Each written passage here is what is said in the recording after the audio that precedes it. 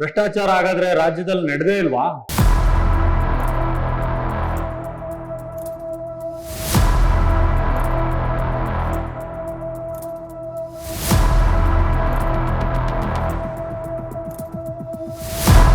ಭ್ರಷ್ಟಾಚಾರಕ್ಕೆ ಯಾರು ಒಳಗಡ್ತಾರೆ? ಸಂಬಂಧಪಟ್ಟಂತ ಅಧಿಕಾರಿಗಳು ಸಹ ಕ್ರಿಮಿನಲ್ ಅಪರಾಧಿಗಳು.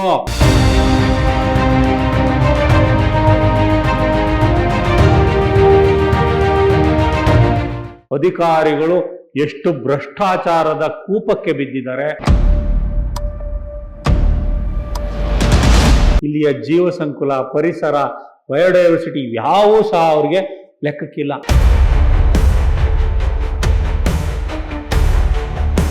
ಅರಣ್ಯವನ್ನ ರಕ್ಷಣೆ ಮಾಡಬೇಕಾದಂಥವರೇ ಅರಣ್ಯದ ಭಕ್ಷಣೆಗೆ ಕೂತಿದ್ದಾರೆ.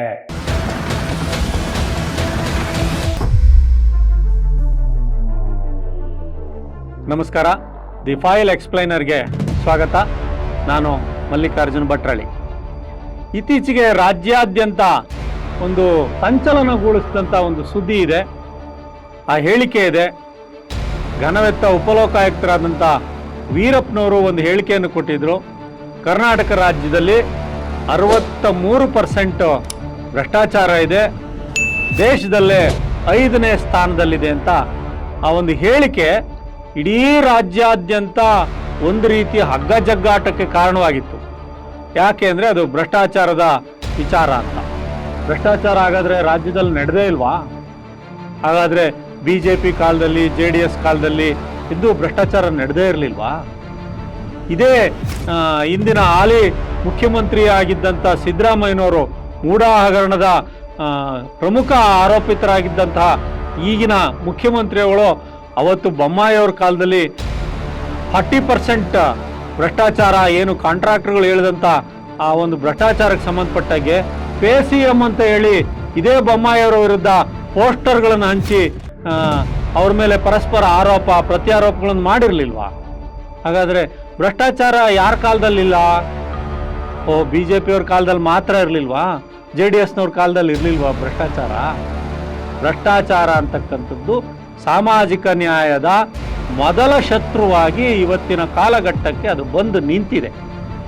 ಹಾಗಾಗಿ ಇವೆಲ್ಲ ಅಂಶಗಳ ಆಧಾರದ ಮೇಲೆ ಭ್ರಷ್ಟಾಚಾರವನ್ನು ಜನರಲ್ ಆಗಿ, ಅಂದರೆ ನಿರಂತರವಾಗಿ ಈ ಹಿಂದೂ ಇತ್ತು ಈಗಲೂ ಇದೆ ಅಂತಕ್ಕಂಥ ಒಂದು ವಿಚಾರದ ಆಧಾರದ ಮೇಲೆ ಭ್ರಷ್ಟಾಚಾರವನ್ನು ಉಪಲೋಕಾಯುಕ್ತರಾದಂಥ ಘನವೆತ್ತ ವೀರಪ್ಪನವರು ಹೇಳಿದ್ರು. ಯಾಕೆ? ಯಡಿಯೂರಪ್ಪನವರು ಚೆಕ್ ಮೂಲಕ ಲಂಚ ಪಡೆದು ಜೈಲಿಗೆ ಹೋಗಿರ್ಲ್ವ? ಅದು ಭ್ರಷ್ಟಾಚಾರ ಅಲ್ವಾ? ಇಂಥ ಇವತ್ತಿನ ಹಾಲಿ ಶಿಕಾರಿಪುರದ ಶಾಸಕರಾಗಿರ್ತಕ್ಕಂಥ ವಿಜಯೇಂದ್ರ ಅವರು ಖುದ್ದು ಯಡಿಯೂರಪ್ಪನವರ ಮಗನ ಮೇಲೆ ಭ್ರಷ್ಟಾಚಾರ ಆರೋಪ ಇತ್ತಲ್ಲ, ಇವ್ರ ಕಾಲದಲ್ಲಾದಾಗ ಭ್ರಷ್ಟಾಚಾರ ಮಾತ್ರ ಅದು ರೆಗ್ಯುಲರೈಸಾ? ಅಂದರೆ ಅದು ಸಮಾಜದ ಒಪ್ಪಿತ ಮೌಲ್ಯನಾ? ಕಾಂಗ್ರೆಸ್ನವ್ರ ಕಾಲದಲ್ಲಾದರೆ ಅದನ್ನು ಭ್ರಷ್ಟಾಚಾರವನ್ನು ಉಪಲೋಕಾಯುಕ್ತರು ಹೇಳ್ತಾ ಇದ್ದಾರೆ ಅಂತಕ್ಕಂಥದ್ದನ್ನು ಅದನ್ನು ಬೇರೆ ಬೇರೆ ಪರಸ್ಪರ ಕೆಸರೆರೆ ಚಾಟಕ್ಕೆ ಬಳಸ್ಕೊಳ್ತಕ್ಕಂಥದ್ದು ಇದೆಯಲ್ಲ. ಇವರು ಭ್ರಷ್ಟಾಚಾರದಲ್ಲಿ ಎಲ್ಲರೂ ಸಹ ಪಿತಾಮಹರೇ, ಭ್ರಷ್ಟಾಚಾರದ ನಾಣ್ಯಗಳು ಇವರು. ಭ್ರಷ್ಟಾಚಾರ ಅಂತಕ್ಕಂಥದ್ದು ಕಾಂಗ್ರೆಸ್ನವ್ರ ಕಾಲದಲ್ಲೂ ಇದೆ, BJP ಅವ್ರ ಕಾಲದಲ್ಲೂ ಇದೆ, JDSನವ್ರ ಕಾಲದಲ್ಲೂ ಇದೆ. ಆಡಳಿತದ ಕಾಲಘಟ್ಟದಲ್ಲಿ ಪ್ರತಿ ವರ್ಷ ಅದು ಪರ್ಸೆಂಟೇಜ್ ಎನ್ಹಾನ್ಸ್ ಆಗ್ತಾ ಇತ್ತು ಅಷ್ಟೇ. ಭ್ರಷ್ಟಾಚಾರ BJP ಅವರಿದ್ದಾಗ 40% ಆಯಿತು, ಈಗ ಕಾಂಗ್ರೆಸ್ನವ್ರು ಬರ್ತಿದ್ದಂಗೆ ಅದು 63% ಆಗಿದೆ. ನಾಳೆ ಇನ್ಯಾರು ಬರ್ತಾರೋ? ಒಟ್ಟಾರೆ ಈ ಭ್ರಷ್ಟಾಚಾರದ ಕೂಪದಲ್ಲಿ ಬಿದ್ದಿರ್ತಕ್ಕಂಥ ಏನು JCB ಅಂತ ಕರಿತೀವಲ್ಲ, ಜನತಾದಳ, ಕಾಂಗ್ರೆಸ್ಸು, BJP ಇವರೆಲ್ಲರೂ ಸಹ ಭ್ರಷ್ಟಾಚಾರದಿಂದನೇ ಸರ್ಕಾರವನ್ನು ನಡೆಸ್ತಾ ಇರ್ತಕ್ಕಂಥದ್ದು. ಇವರ ಆಡಳಿತ ಪೂರ್ಣ ಪ್ರಮಾಣದಲ್ಲಿ ಭ್ರಷ್ಟಾಚಾರದಿಂದಲೇ ನಡೀತಾ ಇದೆ. ಅದನ್ನಷ್ಟೇ ಉಪಲೋಕಾಯುಕ್ತರಾದಂತಹ ಸನ್ಮಾನ್ಯ ವೀರಪ್ಪನವರು ಹೇಳಿರ್ತಕ್ಕಂಥದ್ದು. ಬಹುಮುಖವಾಗಿ ಯಾಕೆ ಇವತ್ತು ವೀರಪ್ಪನವರು ಪ್ರಸ್ತುತವಾಗ್ತಾ ಇದ್ದಾರೆ ಅಂತಂದರೆ, ಸ್ಪಷ್ಟವಾಗಿ ಈ ಹಿಂದೆ ಹೈಕೋರ್ಟ್ ನ್ಯಾಯಾಧೀಶರಾಗಿದ್ದಂಥ ಸಂದರ್ಭದಲ್ಲಿ ಇಂದಿನ ಹಾಲಿ ಮುಖ್ಯಮಂತ್ರಿ ಸನ್ಮಾನ್ಯ ಸಿದ್ದರಾಮಯ್ಯನವರು ಅವತ್ತಿನ ಕಾಲದಲ್ಲೇ ಲೋಕಾಯುಕ್ತದ ಹಲ್ ಕಿತ್ತಿದ್ರು. ಲೋಕಾಯುಕ್ತ ಸಂಸ್ಥೆಗೆ ಮೊಳೆ ಹೊಡೆದು ಅದರಲ್ಲಿದ್ದಂಥ ಒಂದು ಪೊಲೀಸ್ ಪವರ್ಸ್ ಏನಿತ್ತು ಅದನ್ನು ಕಿತ್ಕೊಂಡು ACB ಅಂತ ರಚನೆ ಮಾಡಿದ್ರು. ಇದು ಸಿದ್ದರಾಮಯ್ಯನವರು ಮಾಡಿದಂಥ ದ್ರೋಹದ ಕೆಲಸ, ಜನದ್ರೋಹದ ಕೆಲಸವೂ ಹೌದಾಗಿತ್ತು. ಅವರು ACBಯನ್ನ ಯಾವಾಗ ರಚನೆ ಮಾಡಿ ಲೋಕಾಯುಕ್ತಕ್ಕಿದ್ದಂಥ ಒಂದು ಪೊಲೀಸ್ ಪವರ್ನ ಕಿತ್ಕೊಂಡಿದ್ರಲ್ಲ, ಅದರ ವಿರುದ್ಧವಾಗಿ ಸಮಾಜ ಪರಿವರ್ತನಾ ಸಮುದಾಯದ SR ಹಿರೇಮಠರವರು ಹೈಕೋರ್ಟ್ಗೆ ಒಂದು ಪಿಟಿಷನ್ ಹಾಕಿದ್ರು. ಆ ಪ್ರಕರಣಕ್ಕೆ ಸಂಬಂಧಪಟ್ಟಂಗೆ ತೀರ್ಪನ್ನು ಕೊಟ್ಟಂಥವರು ಇಂದಿನ ಹಾಲಿ ಉಪಲೋಕಾಯುಕ್ತರಾಗಿದ್ದಂಥ ನ್ಯಾಯಮೂರ್ತಿ ವೀರಪ್ಪನವರು.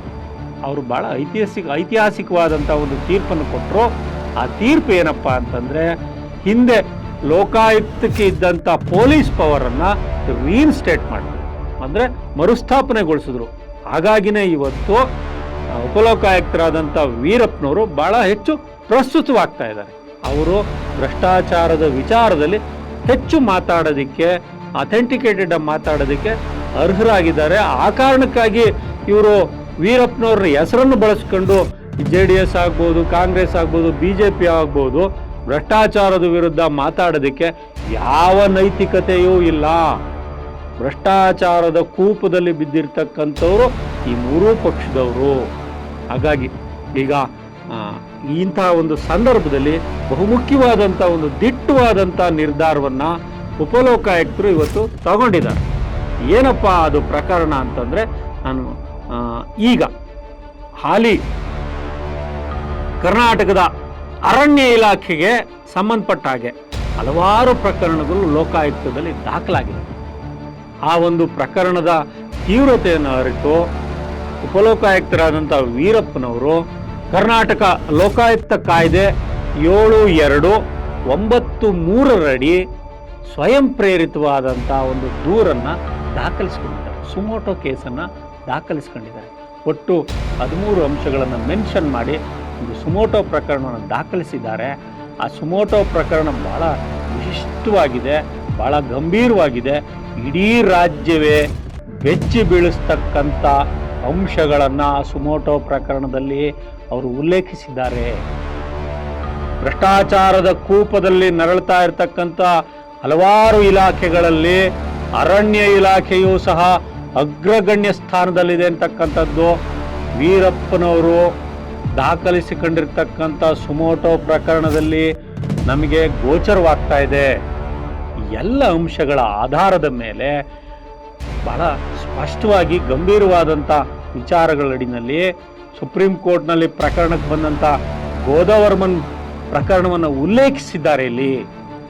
ಅಂದರೆ ಆ ಪ್ರಕರಣದ ಆಧಾರದ ಮೇಲೆ, ಗೋದವರ್ಮನ್ ಪ್ರಕರಣದ ತೀರ್ಪಿನ ಆಧಾರದ ಮೇಲೆ ಇವರು 13 ಅಂಶಗಳಲ್ಲಿ ಕೆಲವೊಂದು ಉಲ್ಲೇಖಿಸ್ತಾ ಇದ್ದಾರೆ. ಗೋದವರ್ಮನ್ ಪ್ರಕರಣದ ಆಧಾರದ ಮೇಲೆ ಇಡೀ ಭೂಮಂಡಲದ ಮೇಲೆ, ಈ ಭಾರತದ ಸಂವಿಧಾನದ ಆಧಾರದ ಮೇಲೆ ಬದುಕ್ತಕ್ಕಂಥ ಪ್ರತಿಯೊಂದು ಜೀವರಾಶಿಗಳಿಗೂ ಸಹ ಅದಕ್ಕೆ ಬದುಕ್ತಕ್ಕಂಥ ಸಂವಿಧಾನಬದ್ಧ ಹಕ್ಕಿದೆ.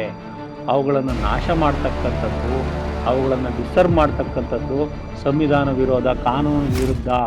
ಇವುಗಳನ್ನು ರಕ್ಷಣೆ ಮಾಡ್ತಕ್ಕಂಥದ್ದು ಪ್ರತಿಯೊಬ್ಬ ಪ್ರಜೆಯ ಕರ್ತವ್ಯ, ಪ್ರತಿಯೊಬ್ಬ ನಾಗರಿಕನ ಕರ್ತವ್ಯ ಮತ್ತು ಹಕ್ಕುಗಳು. ಬಯೋಡೈವರ್ಸಿಟಿ ಅಂತಕ್ಕಂಥದ್ದು ಭಾಳ ಬಹುಮುಖ್ಯವಾಗಿ ಉಲ್ಲೇಖಿಸಲಾಗಿದೆ ಗೋದವರ್ಮನ್ ಪ್ರಕರಣದಲ್ಲಿ. ಹಾಗಾಗಿ ಇವತ್ತು ಉಪಲೋಕಾಯುಕ್ತರು ಕೆಲವೊಂದು ವಿಚಾರಗಳನ್ನು ಭಾಳ ಸ್ಪಷ್ಟವಾಗಿ ಹೇಳಿದ್ದಾರೆ. ಅದರಲ್ಲಿ ಅವರು ಡೀಮ್ಡ್ ಫಾರೆಸ್ಟ್ ಬಗ್ಗೆನೂ ಭಾಳ ಗಂಭೀರವಾಗಿ ಉಲ್ಲೇಖಿಸಿದ್ದಾರೆ. ಇಡೀ ರಾಜ್ಯದಲ್ಲಿ ಡೀಮ್ಡ್ ಫಾರೆಸ್ಟ್ ಎಷ್ಟಿದೆ ಅಂತಕ್ಕಂಥದ್ದನ್ನು ಅವರು ಭಾಳ ಸ್ಪೆಸಿಫಿಕ್ ಆಗಿ ಉಲ್ಲೇಖ ಮಾಡಿ ಈ ಅರಣ್ಯ ಇಲಾಖೆಗಳ ವಿರುದ್ಧ ಸುಮೋಟೋ ಪ್ರಕರಣವನ್ನು ದಾಖಲಿಸಿದ್ದಾರೆ. ಅದರಲ್ಲಿ ಡೀಮ್ಡ್ ಫಾರೆಸ್ಟು ಕರ್ನಾಟಕದಲ್ಲಿ ಎಷ್ಟಿದೆ ಅಂತಕ್ಕಂಥದ್ದನ್ನು ನಾನು ಸ್ಪಷ್ಟವಾಗಿ ಹೇಳ್ತಾ ಹೋಗ್ತೀನಿ. ಬಾಗಲಕೋಟೆ ಜಿಲ್ಲೆಯಲ್ಲಿ 317 ಹೆಕ್ಟೇರ್ ಡೀಮ್ಡ್ ಫಾರೆಸ್ಟ್ ಇದೆ. ಬೆಳಗಾವಿಯಲ್ಲಿ 11,078.5 ಹೆಕ್ಟೇರ್ ಡೀಮ್ಡ್ ಫಾರೆಸ್ಟ್ ಇದೆ. ಬಳ್ಳಾರಿಯಲ್ಲಿ 12,135.36 ಹೆಕ್ಟೇರ್ ಡೀಮ್ಡ್ ಫಾರೆಸ್ಟ್ ಇದೆ. ಬೆಂಗಳೂರು ಗ್ರಾಮಾಂತರದಲ್ಲಿ 3,416.49 ಹೆಕ್ಟೇರ್ ಡೀಮ್ಡ್ ಫಾರೆಸ್ಟ್ ಇದೆ. ರಾಮನಗರದಲ್ಲಿ 3,389.99 ಹೆಕ್ಟೇರ್ ಡೀಮ್ಡ್ ಫಾರೆಸ್ಟ್ ಇದೆ. ಬೆಂಗಳೂರು ನಗರದಲ್ಲಿ 2166.04 ಹೆಕ್ಟೇರ್ ಡೀಮ್ಡ್ ಫಾರೆಸ್ಟ್ ಇದೆ. ಬೀದರ್ನಲ್ಲಿ 16,954.9 ಹೆಕ್ಟೇರ್, ಚಾಮರಾಜನಗರದಲ್ಲಿ 7,514.07 ಹೆಕ್ಟೇರ್, ಕೋಲಾರದಲ್ಲಿ 4,986.7 ಹೆಕ್ಟೇರ್, ಚಿಕ್ಕಬಳ್ಳಾಪುರದಲ್ಲಿ 20,016.99 ಹೆಕ್ಟೇರ್, ಚಿಕ್ಕಮಗಳೂರಿನಲ್ಲಿ 52,900.11 ಹೆಕ್ಟೇರ್, ಚಿತ್ರದುರ್ಗದಲ್ಲಿ 10,066 ಹೆಕ್ಟೇರ್, ದಕ್ಷಿಣ ಕನ್ನಡದಲ್ಲಿ 12,181.78 ಹೆಕ್ಟೇರ್, ದಾವಣಗೆರೆಯಲ್ಲಿ 2,017.37 ಹೆಕ್ಟೇರ್, ಧಾರವಾಡದಲ್ಲಿ 497.89 ಹೆಕ್ಟೇರ್, ಗದಗದಲ್ಲಿ 420.86 ಹೆಕ್ಟೇರ್, ಹಾಸನದಲ್ಲಿ 18,091.53 ಹೆಕ್ಟೇರ್, ಹಾವೇರಿನಲ್ಲಿ 2,518.39 ಹೆಕ್ಟೇರ್, ಕಲಬುರಗಿಯಲ್ಲಿ 12,832.23 ಹೆಕ್ಟೇರ್, ಯಾದಗಿರಿಯಲ್ಲಿ 2,133.29 ಹೆಕ್ಟೇರ್, ಕೊಡಗಿನಲ್ಲಿ 10,298.58 ಹೆಕ್ಟೇರ್, ಕೊಪ್ಪಳದಲ್ಲಿ 13,302.42 ಹೆಕ್ಟೇರ್, ಮಂಡ್ಯದಲ್ಲಿ 32,958.95 ಹೆಕ್ಟೇರ್, ಮೈಸೂರಿನಲ್ಲಿ 6,430.13 ಹೆಕ್ಟೇರ್, ರಾಯಚೂರಿನಲ್ಲಿ 9,003.41 ಹೆಕ್ಟೇರ್, ಶಿವಮೊಗ್ಗದಲ್ಲಿ 36,968.79 ಹೆಕ್ಟೇರ್, ಉಡುಪಿನಲ್ಲಿ 10,769.02 ಹೆಕ್ಟೇರ್, ವಿಜಯಪುರದಲ್ಲಿ 325.23 ಹೆಕ್ಟೇರ್, ಉತ್ತರ ಕನ್ನಡದಲ್ಲಿ 1,106.08 ಹೆಕ್ಟೇರ್. ಇನ್ನು ತುಮಕೂರಿಗೆ ಬರೋಣ. ತುಮಕೂರಿನಲ್ಲಿ 13,388.64 ಹೆಕ್ಟೇರ್. ಒಟ್ಟಾರೆ ಕರ್ನಾಟಕದಲ್ಲಿ 33,186.93 ಡೀಮ್ಡ್ ಫಾರೆಸ್ಟ್ ಇದೆ. ಇನ್ನು ಈ ಎಲ್ಲ ಅಂಶಗಳ ಆಧಾರದ ಮೇಲೆ ಈ ಪ್ರಕರಣದ ಗಂಭೀರತೆಯನ್ನ ಇಡೀ ರಾಜ್ಯದ ಅರಣ್ಯ ಇಲಾಖೆಗೆ ಕೊಟ್ಟ ರೀತಿಯಲ್ಲೇ ತುಮಕೂರು ಜಿಲ್ಲೆಯ ಅರಣ್ಯ ಭ್ರಷ್ಟಾಚಾರದ ಪಾಲುದಾರರಾಗಿರ್ತಕ್ಕಂಥ ಅರಣ್ಯಾಧಿಕಾರಿಗಳಿಗೂ ಸಹ ಉಪಲೋಕಾಯುಕ್ತರಾದಂಥ ವೀರಪ್ಪನವರು ಸುಮಾರು 19 ಅಂಶಗಳನ್ನು ಉಲ್ಲೇಖಿಸಿ ತುಮಕೂರು ಜಿಲ್ಲೆಯ 25 ಜನ ಅರಣ್ಯಾಧಿಕಾರಿಗಳಿಗೆ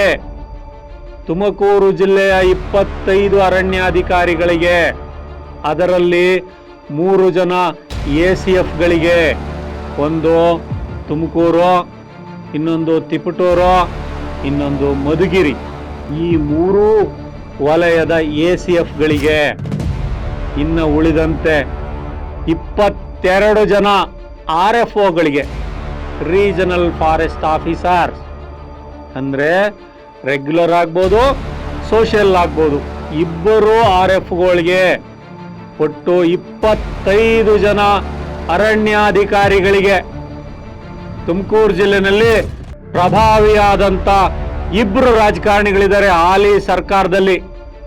ಒಬ್ರು ರಾಜ್ಯದ ಗೃಹ ಮಂತ್ರಿ ಜಿ ಪರಮೇಶ್ವರ್ ಅವರು ಪ್ರತಿನಿಧಿಸ್ತಕ್ಕಂಥ ಹೊರಟಗೆರೆ ಕ್ಷೇತ್ರದ ಅರಣ್ಯಾಧಿಕಾರಿಗಳಿಗೂ ಸಹ ಉಪಲೋಕಾಯುಕ್ತರು ಸುಮೋಟೋ ಕೇಸನ್ನು ದಾಖಲಿಸಿ ವರದಿ ಕೊಡಿ ಅಂತ ನೋಟಿಸ್ ಕೊಟ್ಟಿದ್ದಾರೆ. ಇನ್ನ ಮಧುಗಿರಿ ಕ್ಷೇತ್ರದ ರಾಜಣ್ಣವರು ಈ ಹಿಂದೆ ಸಹಕಾರಿ ಸಚಿವರಾಗಿ ಅವರು ರಾಜೀನಾಮೆ ಕೊಟ್ಟಂತಹದ್ದು, ಅಂದ್ರೆ ವಜಾಗೊಳಿಸಿದಂತ ರಾಜಣ್ಣವ್ರ ಕ್ಷೇತ್ರ ಮಧುಗಿರಿ ಕ್ಷೇತ್ರದ ಅರಣ್ಯಾಧಿಕಾರಿಗಳಿಗೂ ಸಹ ಲೋಕಾಯುಕ್ತರು ನೋಟಿಸನ್ನು ಕೊಟ್ಟಿದ್ದಾರೆ ಸುಮೋಟೋ ಕೇಸ್ ದಾಖಲಿಸಿ. ಎಷ್ಟು ಅಂಶಗಳಲ್ಲಿ? 19 ಅಂಶಗಳನ್ನು ಉಲ್ಲೇಖಿಸಿ ತುಮಕೂರು ಜಿಲ್ಲೆಯ 25 ಜನ ಎಕ್ಸಿಕ್ಯೂಟಿವ್ಸ್ ಫಾರೆಸ್ಟ್ ಇಲಾಖೆಯಲ್ಲಿ ACF RF ಅಂತಂದ್ರೆ ಅವರು ಬಹಳ ರಾಜ್ಯದ ಅರಣ್ಯವನ್ನು ರಕ್ಷಣೆ ಮಾಡ್ತಾರೆ, ಪರಿಸರವನ್ನು ರಕ್ಷಣೆ ಮಾಡ್ತಾರೆ ಅಂತಕ್ಕಂಥ ದೊಡ್ಡ ಹೆಗ್ಗಳಿಕೆ ಇದೆ. ಉಪಲೋಕಾಯುಕ್ತರಾದಂತಹ ಸನ್ಮಾನ್ಯ ವೀರಪ್ಪನವರು ಬಹಳ ಗಂಭೀರವಾಗಿ ಗೋದವರ್ಮನ್ ಪ್ರಕರಣವನ್ನೂ ಸಹ ಉಲ್ಲೇಖಿಸಿ, ಈ ಹಿಂದೆ ವೀರಪ್ಪನವರು ಹೈಕೋರ್ಟ್ನ ನ್ಯಾಯಮೂರ್ತಿಯಾಗಿದ್ದಾಗ ಅವರೊಂದು ಪ್ರಕರಣವನ್ನು ತೀರ್ಪು ಕೊಟ್ಟಾಗ ಹಲವಾರು ಭ್ರಷ್ಟಾಚಾರಕ್ಕೆ ಸಂಬಂಧಪಟ್ಟಂಗೆ ಆ ವಿಚಾರಗಳನ್ನು ಆ ತೀರ್ಪಿನಲ್ಲಿ ಉಲ್ಲೇಖಿಸಿದರೆ, ಆ ತೀರ್ಪನ್ನು ಸಹ ಈ ನೋಟಿಸ್ನಲ್ಲಿ ಉಲ್ಲೇಖಿಸಿದ್ದಾರೆ. ಭ್ರಷ್ಟಾಚಾರ ಈ ಸಮಾಜದ ಅತ್ಯಂತ ಕೆಟ್ಟ ಪಿಡುಗು. ಇದು PC ಆಕ್ಟ್, ಕರಪ್ಷನ್ ಆಕ್ಟ್ ಅಡಿನಲ್ಲಿ ಅವರು ಭ್ರಷ್ಟಾಚಾರಕ್ಕೆ ಯಾರು ಒಳಗಡ್ತಾರೆ, ಸಂಬಂಧಪಟ್ಟಂತ ಅಧಿಕಾರಿಗಳು ಸಹ ಕ್ರಿಮಿನಲ್ ಅಪರಾಧಿಗಳು. ಇನ್ನು ಆ 19 ಅಂಶಗಳ ಆಧಾರದ ಮೇಲೆ ಬಹಳ ಚೆನ್ನಾಗಿ ಅದನ್ನು ವಿವರಿಸಿದ್ದಾರೆ. ಆ ಪ್ರಕರಣದಲ್ಲಿ ಯಾವ ರೀತಿ ಅರಣ್ಯ ಇಲಾಖೆಯಲ್ಲಿ ವ್ಯಾಪಕವಾದಂಥ ಭ್ರಷ್ಟಾಚಾರ ಇದೆ, ಯಾವ್ಯಾವ ಆಯಾಮಗಳಡಿ ಆ ಭ್ರಷ್ಟಾಚಾರ ಅರಣ್ಯ ಇಲಾಖೆಯಲ್ಲಿ ನಾವು ಅದನ್ನು ಹೊರಗೆಳಿಬೋದು. ಇದು ಭಾಳ ಸ್ಪೆಸಿಫಿಕ್ ಆಗಿ ಆ 19 ಅಂಶಗಳನ್ನು ಅವರು ಗುರುತಿಸಿದ್ದಾರೆ. ಅವುಗಳನ್ನು ನಾನು ನಿಮಗೆ ಒಂದೊಂದಾಗಿಯೇ ನಾನು ವಿವರಿಸ್ತಾ ಹೋಗ್ತೀನಿ. ಮೊದಲನೇ ಅಂಶವನ್ನು 3 ವರ್ಷಗಳ ಒಂದು ಆಧಾರದ ಮೇಲೆ ಅವರು ಈ ಪ್ರಶ್ನೆಗಳನ್ನು ಕೇಳಿದ್ದಾರೆ. ಆ ಮೊದಲನೇ ಅಂಶವೇ ನೈಸರ್ಗಿಕ ಪುನರುತ್ಥಾನ ಅಂದರೆ ನಾಶವಾದಂಥ ಅರಣ್ಯ ಪ್ರದೇಶದಲ್ಲಿ ನಿಸರ್ಗದತ್ತವಾಗಿ ಅದರಷ್ಟಕ್ಕದನ್ನೇ ಬೀಜ ಮೊಳಕೆ ಒಡೆದು ಎಷ್ಟು ಪ್ರಮಾಣದ ಅರಣ್ಯ, ಎಷ್ಟು ಹೆಕ್ಟೇರ್ ಅರಣ್ಯ ಪುನರುತ್ಪಾದನೆ ಆಗಿದೆ ಅಂತಕ್ಕಂಥದ್ದನ್ನು ಕೇಳಿದ್ದಾರೆ. ಇನ್ನು ಎರಡನೇ ಅಂಶ, ನಿಮ್ಮ ಅರಣ್ಯ ವ್ಯಾಪ್ತಿನಲ್ಲಿ ನಿಮ್ಮ ನರ್ಸರಿಗಳ ಮುಖಾಂತರ ಎಷ್ಟು ಪ್ರಮಾಣದ ಸಸಿಗಳನ್ನು ಬೆಳೆಸಲಾಗಿದೆ, ಅವುಗಳಿಗೆ ಆಡಳಿತಾತ್ಮಕವಾದಂಥ ಅನುಮೋದನೆಯನ್ನು ಪಡ್ಕೊಳ್ಳಲಾಗಿದೆಯಾ, ತಾಂತ್ರಿಕ ಅನುಮೋದನೆಯನ್ನು ಪಡ್ಕೊಳ್ಳಲಾಗಿದೆಯಾ, ಫೈನಾನ್ಷಿಯಲ್ ಅನುಮೋದನೆ ಅಂದರೆ ಆರ್ಥಿಕ ಅನುಮೋದನೆಯನ್ನು ಸಹ ತಾವು ಪಡ್ಕೊಂಡಿದ್ದೀರಾ, ಇವುಗಳ ಆಧಾರದ ಮೇಲೆ ನೀವು ಅಫಿಡವಿಟನ್ನು ಸಲ್ಲಿಸಿ ಅಂತಕ್ಕಂಥದ್ದನ್ನು ಕೇಳಿದ್ದಾರೆ. ಇನ್ನು ನಿಮ್ಮ ವ್ಯಾಪ್ತಿನಲ್ಲಿ ಎಷ್ಟು ಪ್ರಮಾಣದ ಅರಣ್ಯ ನೈಸರ್ಗಿಕವಾಗಿ ಎಷ್ಟು ಹೆಕ್ಟೇರ್ನಲ್ಲಿ ಬೆಳೆದಿದೆ ಅಂತಕ್ಕಂಥದ್ದನ್ನು ಮೂರನೇ ಅಂಶವಾಗಿ ಕೇಳಿದ್ದಾರೆ. ಈ ನೈಸರ್ಗಿಕವಾಗಿ ಬೆಳೆದಂಥ ಅರಣ್ಯಕ್ಕೆ ಎಷ್ಟು ಬಜೆಟನ್ನು ನೀವು ಬಳಸ್ಕೊಂಡಿದ್ದೀರಾ, ಎಷ್ಟು ಹಣವನ್ನು ನೀವು ಮಂಜೂರು ಮಾಡ್ಕೊಂಡಿದ್ದೀರಾ ಅಂತದ್ದನ್ನು ಸಹ ಕೇಳಿದ್ದಾರೆ. ಇನ್ನು ಅರಣ್ಯ ಇಲಾಖೆಯಲ್ಲಿ ಒಂದು ಜಾಗೃತ ದಳ ಅಂತ ಇದೆ. ಆ ಜಾಗೃತ ದಳ ಎಷ್ಟು ಬಾರಿ ಯಾವ್ಯಾವ ಇಲಾಖೆ ಅಂದರೆ ಯಾವ್ಯಾವ ಜಾಗಗಳಿಗೆ ಭೇಟಿ ಕೊಟ್ಟಿದೆ, ಅವುಗಳ ವರದಿ ಏನು, ಅವರು ಯಾವ ರೀತಿ ಕೆಲಸ ಮಾಡಿದ್ದಾರೆ ಅಂತಕ್ಕಂಥ ವಿವರವನ್ನೂ ಸಹ, ನಿಮ್ಮ ಭಾಗಕ್ಕೆ ಎಷ್ಟು ದಿನ ಬಂದಿದ್ರು, ಅವ್ರ ನೋಟ್ ಶೀಟ್ಗಳೇನು, ಇವೆಲ್ಲವನ್ನು ಸಹ ಕೇಳಿದ್ದಾರೆ. ಹೀಗೆ ಭೇಟಿ ಕೊಟ್ಟಂಥ ಸಂದರ್ಭದಲ್ಲಿ ಎಷ್ಟು ಪ್ರಕರಣಗಳನ್ನು ದಾಖಲಿಸಿದ್ದಾರೆ, ಅವುಗಳಿಗೆ ಸಂಬಂಧಪಟ್ಟಾಗೆ ಯಾವ್ಯಾವ ರೀತಿಯ ಕಾನೂನಾತ್ಮಕವಾದಂಥ ಕ್ರಮಗಳನ್ನು ಜರುಗಿಸಿದ್ದಾರೆ ಇಲ್ಲಿ ಅಂತಕ್ಕಂಥದ್ದನ್ನು ಸಹ ಸ್ಪೆಸಿಫಿಕ್ ಆಗಿ ಕೇಳಿದ್ದಾರೆ. ಇನ್ನು ಕಳೆದ 3 ವರ್ಷಗಳಲ್ಲಿ ಎಷ್ಟು ಗಿಡಗಳನ್ನು ಹಾಕಲಾಗಿದೆ, ಹಾಕಿದಂಥ ಗಿಡಗಳಲ್ಲಿ ಎಷ್ಟು ನಶಿಸಿ ಹೋಗಿದ್ದಾವೆ, ಅವುಗಳಲ್ಲಿ ಎಷ್ಟು ಯಾವ್ಯಾವ ಎತ್ತರಕ್ಕೆ ಬೆಳೆಸಿದಾರ, ಎಷ್ಟು ಬೆಳೆದಿದ್ದಾವೆ, ಹಾಗೇನೆ ಆ ನಶಿಸಿ ಹೋದಂಥ ಗಿಡಗಳನ್ನು ಎಷ್ಟನ್ನು ಮತ್ತೆ ರೀಪ್ಲೇಸ್ ಮಾಡಲಾಗಿದೆ, ಅಂದರೆ ಮತ್ತೆ ಪುನಃ ಪ್ಲಾಂಟೇಶನ್ಗಳನ್ನು ಮಾಡಲಾಗಿದೆ. ಈ ರೀತಿ ಅಂಕಿ ಅಂಶಗಳ ಆಧಾರದ ಮೇಲೆ 3 ವರ್ಷದ ದಾಖಲೆಗಳನ್ನು ಕೇಳಲಾಗಿದೆ. ಕಳೆದ 3 ವರ್ಷಗಳಲ್ಲಿ ಸರ್ಕಾರದಿಂದ ಮಂಜೂರಾದಂಥ ಹಣದಲ್ಲಿ ಎಷ್ಟು ಗಿಡಗಳನ್ನು ನೆಟ್ಟಿದ್ದೀರಾ, ಅವುಗಳಲ್ಲಿ ಎಷ್ಟು ಜೀವಂತವಾಗಿದ್ದಾವೆ, ಆ ಜೀವಂತವಾಗಿರ್ತಕ್ಕಂಥ ಸಸಿಗಳನ್ನು ಪ್ರಾಮಾಣಿಕವಾಗಿ ಉಳಿಸ್ಕೊಳ್ಳೋದಕ್ಕೆ ಯಾವ್ಯಾವ ರೀತಿಯ ಪ್ರಯತ್ನವನ್ನು ಮಾಡಿದ್ದೀರಾ, ಈ ಪ್ರಯತ್ನಕ್ಕೆ ಎಷ್ಟು ಹಣವನ್ನು ವೆಚ್ಚ ಮಾಡಿದ್ದೀರಾ. ಭಾಳ ಸ್ಪಷ್ಟವಾಗಿ 3 ವರ್ಷಗಳ ದಾಖಲೆಗಳನ್ನು ಮಾನ್ಯ ಉಪಲೋಕಾಯುಕ್ತರು ಅಫಿಡವಿಟ್ ಮೂಲಕ ಸಲ್ಲಿಸೋದಕ್ಕೆ ಕೇಳಿದ್ದಾರೆ. ಕಳೆದ 3 ವರ್ಷಗಳಲ್ಲಿ ಎಷ್ಟು ಪ್ರಮಾಣದ ಅರಣ್ಯ ನಾಶ ಆಗಿದೆ, ಆ ನಾಶವಾಗ್ತಾ ಇರತಕ್ಕಂಥ ಅರಣ್ಯವನ್ನು ನಾಶವಾಗದ ರೀತಿ ಕಾಪಾಡ್ಕೊಳ್ಳೋದಕ್ಕೆ, ಉಳಿಸ್ಕೊಳ್ಳೋದಕ್ಕೆ ನೀವು ಶೇಕಡಾವಾರು ಎಷ್ಟು ಪ್ರಮಾಣದಲ್ಲಿ ವರ್ಷ ಯಾವ ರೀತಿಯ ಪ್ರಯತ್ನವನ್ನು ನೀವು ಮಾಡಿದ್ದೀರಾ? ಅರಣ್ಯದ ಅಂಚಿನಲ್ಲಿರ್ತಕ್ಕಂಥ ಊರುಗಳಲ್ಲಿ ಅರಣ್ಯಕ್ಕೆ ಬೆಂಕಿ ಬೀಳದ ರೀತಿಯಲ್ಲಿ ಅವರು ಯಾವ ರೀತಿ ಆ ಭಾಗದ ಜನರನ್ನು ಜಾಗೃತಿಗೊಳಿಸಲಾಗಿದೆ? ಅರಣ್ಯದ ಅಂಚಿನಲ್ಲಿರ್ತಕ್ಕಂಥ ಜನರಿಗೆ ಎಷ್ಟು ಜಾಗೃತಿಯ ಕಾರ್ಯಕ್ರಮಗಳನ್ನು ಮಾಡಿದ್ದೀರಾ? ಎಷ್ಟು ಬೀದಿ ನಾಟಕಗಳನ್ನು ಮಾಡಿದ್ದೀರಾ? ಆ ಜನರ ಜೊತೆ ಎಷ್ಟು ನೀವು ಇಂಟ್ರಾಕ್ಟ್ ಮಾಡಿದ್ದೀರಾ? ಇವೆಲ್ಲವನ್ನು ಕೇಳಿದ್ದಾರೆ. ಅವುಗಳಿಗೆ ಮಾಡಿದಂಥ ವೆಚ್ಚ ಎಷ್ಟು? ಅವುಗಳ ದಾಖಲೆಗಳನ್ನು ಕೊಡಿ. ಅರಣ್ಯವನ್ನು ರಕ್ಷಣೆ ಮಾಡೋದಕ್ಕೆ ಫೈರ್ ಲೈನ್ಗಳನ್ನು ಎಷ್ಟು ಮಾಡಿದ್ದೀರಾ ಕಳೆದ 3 ವರ್ಷಗಳಲ್ಲಿ? ಯಾವ್ಯಾವ ರೀತಿಯ ಫೈರ್ ಲೈನ್ಗಳು ಕೆಲಸ ಮಾಡಿದ್ದೇವೆ? ಆ ಫೈರ್ ಲೈನ್ ಮಾಡಿದ್ದ ಕಾರಣಕ್ಕಾಗಿ ಎಷ್ಟು ಪ್ರಮಾಣದ ಅರಣ್ಯ ಉಳಿದಿದೆ? ಸ್ಥಳೀಯವಾದಂಥ ಜನರನ್ನು ಯಾವ ರೀತಿ ನೀವು ತೊಡಗಿಸಿಕೊಳ್ಳಲಾಗಿದೆ? ಕಳೆದ 3 ವರ್ಷಗಳಲ್ಲಿ ನೀವು ಎಷ್ಟು ಜನ ವಾಚರ್ಗಳನ್ನು ನೇಮಕ ಮಾಡ್ಕೊಂಡಿದ್ದೀರಾ? ಆ ವಾಚರ್ಗಳಿಗೆ ಯಾವ ಕಾಲದಲ್ಲಿ ಯಾವ ತಿಂಗಳಲ್ಲಿ ಎಷ್ಟೆಷ್ಟು ಸಂಬಳ ಕೊಟ್ಟಿದ್ದೀರಾ? ಯಾರ್ಯಾರ ಅಕೌಂಟಿಗೆ ಸಂಬಳ ಕೊಟ್ಟಿದ್ದೀರಾ? ಯಾವ ಏಜೆನ್ಸಿ ಮುಖಾಂತರ ಆ ಫಾರೆಸ್ಟ್ ವಾಚರ್ಗಳಿಗೆ ಸಂಬಳ ಕೊಟ್ಟಿದ್ದೀರಾ? ಯಾವ್ಯಾವ ಯೋಜನೆಗಳಡಿ ಎಷ್ಟು ಜನ ವಾಚರ್ಗಳನ್ನು ನೇಮಕ ಮಾಡ್ಕೊಂಡಿದ್ದೀರಾ? ಅವರಿಗೆ ಸರ್ಕಾರದಿಂದ ನಿಗದಿಯಾದಂತಹ ಮಾನದಂಡದಲ್ಲಿ ಎಷ್ಟೆಷ್ಟು ಸಂಬಳ ಕೊಟ್ಟಿದ್ದೀರಾ? ಮಿನಿಮಮ್ ವೇಜಸ್ ಅಡಿ ಕೊಟ್ಟಿದ್ದೀರಾ ಅಥವಾ ಯಾವುದಾದ್ರು ಏಜೆನ್ಸಿ ಮುಖಾಂತರ ಕೊಟ್ಟಿದ್ದೀರಾ? ನೀವೇ ನೇರವಾಗಿ ಪಾವತಿ ಮಾಡಿದ್ದೀರಾ? ಆ ವಾಚರ್ಗಳನ್ನು ನೇಮಕ ಮಾಡ್ಕೊಂಡಿದ್ದ ಕಾರಣಕ್ಕಾಗಿಯೇ ಎಷ್ಟು ಪ್ರಮಾಣದ ಅರಣ್ಯ ಇಲ್ಲಿ ಉಳಿಸ್ಲಿಕ್ಕೆ ಸಾಧ್ಯ ಆಗಿದೆ?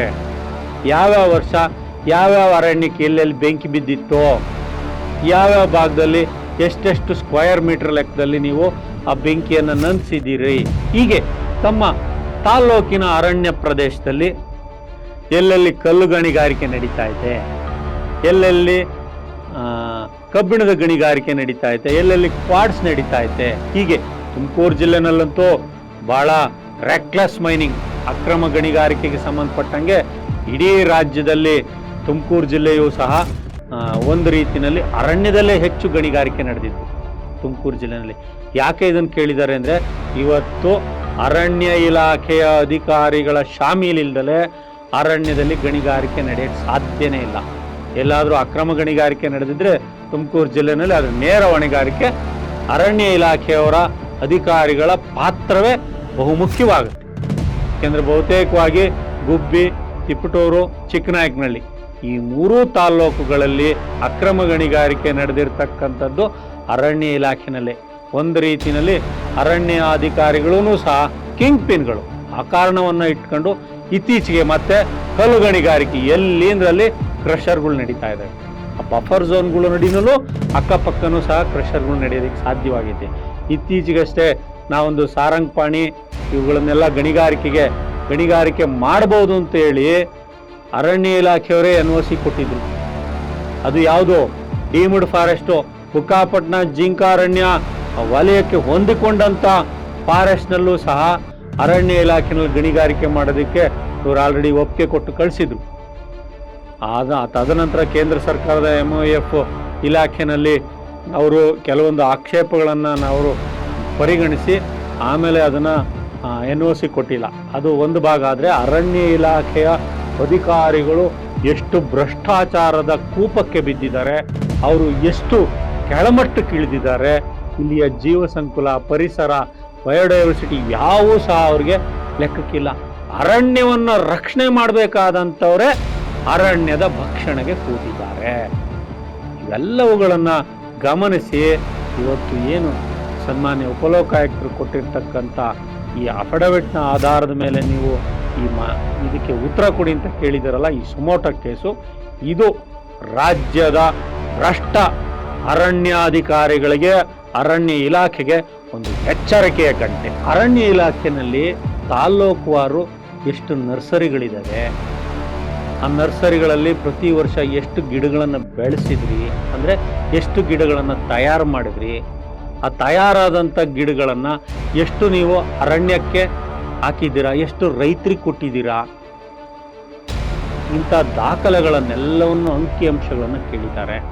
ಇನ್ನು ನಿಮ್ಮ ತಾಲ್ಲೂಕಿನಲ್ಲಿರ್ತಕ್ಕಂಥ ಡೀಮ್ಡ್ ಫಾರೆಸ್ಟ್ ಎಷ್ಟು, ಆ ಡೀಮ್ಡ್ ಫಾರೆಸ್ಟನ್ನು ನೀವು ಕಂದಾಯ ಇಲಾಖೆಯವರೊಂದಿಗೆ ಚರ್ಚೆ ಮಾಡಿ ಆ ಸರ್ವೆ ಸ್ಕೆಚ್ಗಳನ್ನು ತಯಾರು ಮಾಡಿ ಎಷ್ಟು ಡೀಮ್ಡ್ ಫಾರೆಸ್ಟನ್ನು ಅರಣ್ಯ ಇಲಾಖೆಗೆ ಒಳಪಡಿಸ್ಕೊಂಡಿದ್ದೀರಾ, ಹೀಗೆ ಒಳಪಡಿಸ್ಕೊಂಡಂಥ ಅರಣ್ಯಕ್ಕೆ ಎಷ್ಟು ಜಾಗಕ್ಕೆ ನೀವು ಫೆನ್ಸಿಂಗ್ ಮಾಡಿದ್ದೀರಾ, ಎಷ್ಟು ಜಾಗವನ್ನು ಅರಣ್ಯವನ್ನು ನೀವು ಪ್ರೊಟೆಕ್ಟ್ ಮಾಡ್ಕೊಂಡಿದ್ದೀರಾ, ಈ ರೀತಿಯ ಎಲ್ಲ ಅಂಶಗಳ ಆಧಾರದ ಮೇಲೆ ಅವರಿಗೆ ಪ್ರಶ್ನೆಯನ್ನು ಕೇಳಲಾಗಿದೆ. ಲೋಕಾಯುಕ್ತರಾದಂಥ ವೀರಪ್ಪನವರು ತಗೊಂಡಂಥ ಈ ಚಡಿಯೇಟು ಅರಣ್ಯ ಇಲಾಖೆಯವರನ್ನ ಎಚ್ಚರಿಸ್ತಕ್ಕಂಥ, ಅವರನ್ನು ಭ್ರಷ್ಟಾಚಾರದ ಕೂಪಕ್ಕೆ ಒಳಪಟ್ಟಿರ್ತಕ್ಕಂಥ ಭ್ರಷ್ಟ ಅರಣ್ಯ ಅಧಿಕಾರಿಗಳನ್ನು ಶಿಕ್ಷೆಗೊಳಪಡಿಸ್ತಾರ. ಈ ರಾಜ್ಯದ ಅರಣ್ಯವನ್ನು, ನೆಲ ಜಲ ಅರಣ್ಯ ಪರಿಸರವನ್ನು ಕಾಪಾಡುವ ನಿಟ್ಟಿನಲ್ಲಿ ಅರಣ್ಯವನ್ನು ಮುಂದಿನ ಪೀಳಿಗೆಗೆ ತಗೊಂಡೋಗೋದಕ್ಕೆ ಇದು ಎಚ್ಚರಿಕೆ ಗಂಟೆ ಆಗುತ್ತಾ? ಇವೆಲ್ಲವನ್ನೂ ಸಹ ದಿ ಫೈಲ್ ಜನಸಾಮಾನ್ಯರ ಮಾಧ್ಯಮ ಎಚ್ಚರಿಕೆಯಿಂದ ಗಮನಿಸ್ತದೆ. ಮುಂದಿನ ಬೆಳವಣಿಗೆಗಳನ್ನು ಮುಂದಿನ ಕಂತಿನಲ್ಲಿ ಮತ್ತಷ್ಟು ವಿಶ್ಲೇಷಣೆಗೆ ಒಳಪಡಿಸ್ತಿದ್ದೀವಿ. ನಮಸ್ಕಾರ. ಇವತ್ತು ನಾನು ನಿಮ್ಮಲ್ಲಿ ಒಂದು ಮನವಿ ಮಾಡ್ತಾ ಇದ್ದೀನಿ. ದಿ ಫೈಲ್ ಕಳೆದ 3 ವರ್ಷಗಳಿಂದ ಯಾರ ಮುಲಾಜಿಗೂ ಒಳಗಾಗದೆ ನಿಷ್ಪಕ್ಷಪಾತವಾಗಿ ತನಿಖಾ ವರದಿಗಳನ್ನ ನಿಮ್ಮ ಮುಂದೆ ಇಡ್ತಾ ಇದೆ. ಕೋವಿಡ್ ಹಗರಣ ಆಗಿರ್ಬೋದು, ಶಿಕ್ಷಕರ ನೇಮಕಾತಿಯಲ್ಲಿನ ಅಕ್ರಮವಾಗಿರ್ಬೋದು, ಸರ್ಕಾರದ ಹಲವಾರು ಭ್ರಷ್ಟಾಚಾರಗಳನ್ನ ದಾಖಲೆ ಸಮೇತ ಬಯಲು ಮಾಡ್ತಾ ಇದೆ. ನಮ್ಮ ಈ ವರದಿಗಳನ್ನ ಆಧರಿಸಿ ತನಿಖಾ ಆಯೋಗಗಳು ರಚನೆ ಆಗಿದೆ. ನಮ್ಮ ಸಂಸ್ಥೆ ಹೀಗೆ ನಿರಂತರವಾಗಿ ನಿರ್ಭೀತಿಯಿಂದ ಸ್ವತಂತ್ರವಾಗಿ ಮುಂದುವರಿಯೋದಕ್ಕೆ ನಿಮ್ಮ ಸಹಾಯ ಅತ್ಯಗತ್ಯ. ಹಾಗಾಗಿ ನನ್ನ ಮನವಿ, ಡಿಸ್ಕ್ರಿಪ್ಷನ್ ಬಾಕ್ಸ್ ನಲ್ಲಿರುವಂತಹ ಲಿಂಕ್ ಬಳಸಿ ಅಥವಾ ಈ ವಿಡಿಯೋದಲ್ಲಿ QR ಕೋಡ್ ನ ಸ್ಕ್ಯಾನ್ ಮಾಡಿ ನಿಮ್ಮ ಕೈಲಾದಷ್ಟು ಹಣ ಡೊನೇಟ್ ಮಾಡಿ. ಈ ಮೂಲಕ ಸ್ವತಂತ್ರ ಪತ್ರಿಕೋದ್ಯಮವನ್ನ ಬೆಂಬಲಿಸಿ. ನಮಸ್ಕಾರ.